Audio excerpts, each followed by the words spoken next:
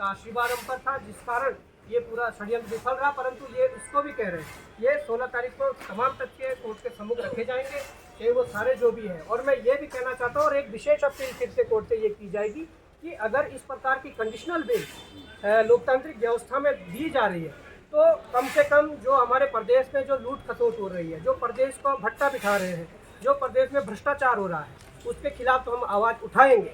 और अगर इस प्रकार की कंडीशनल बेल देते हैं तो इस प्रकार की कंडीशनल बेल का हम उसका पालन नहीं कर पाएंगे। इसलिए या तो कोर्ट हमें इस कंडीशनल बेल से मुक्त करे, या फिर वही है कि रास्ता जो दूसरा जेल वाला है। क्योंकि हम तो आज कोर्ट में क्या हुआ है? आज आपकी तारीख थी।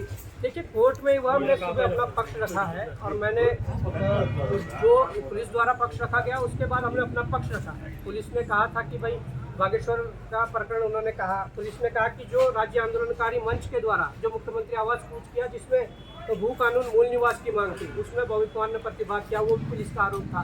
तो जितने भी प्रोग्राम हुए, वो चाहे सचिवालय कूच हो, या चाहे वो त्यूनी में जो छात्र बैठे थे उनके साथ मेरा समर्थन जो हम वहाँ गए वो है। समस्त कार्यक्रमों की उन लोगों ने परमिशन ली थी, वो चाहे राज्य आंदोलनकारी मंच द्वारा परमिशन ली गई मूल निवास भू कानून की, वो चाहे त्यूनी में बैठे छात्रों द्वारा उनकी परमिशन ली गई थी, वो भी कॉपी हमारे पास है।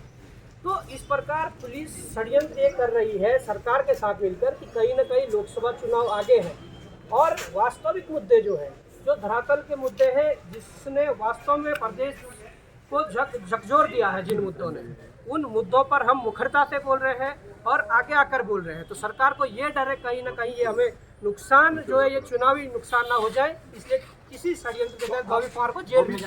तारीख क्या हुआ है? देखिए, तारीख इसलिए मिली है कि पहले तो हमने कोई वकील नहीं किया था, हमने खुद अपना पक्ष रखा, और एक जो ट्रायल सुबह चला उसमें मैंने ही अपनी बात रखी बिना वकील के।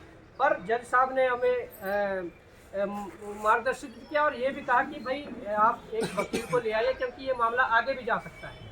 तो उसके बाद जब वकील को हमने लिया, तो वकील ने सबसे पहले जो उनके द्वारा जो चीज़ें रखी गई है कोर्ट में, उस सब की एक कॉपी मंगवाई गई, और उस कॉपी को देखने के बाद कहा कि मुझे इसमें समय चाहिए और इसको स्टडी करके मैं इस पर जवाब बनाऊंगा। और इसके लिए नए तारीख का उन्होंने जज साहब के वो वहाँ प्रार्थना की, और जज साहब ने जो नई तारीख को 16 तारीख को दी। अब 16 तारीख को ये देखना है कि 16 तारीख को जेल होती है, बेल होती है, ये तारीख अभी आगे बढ़ी।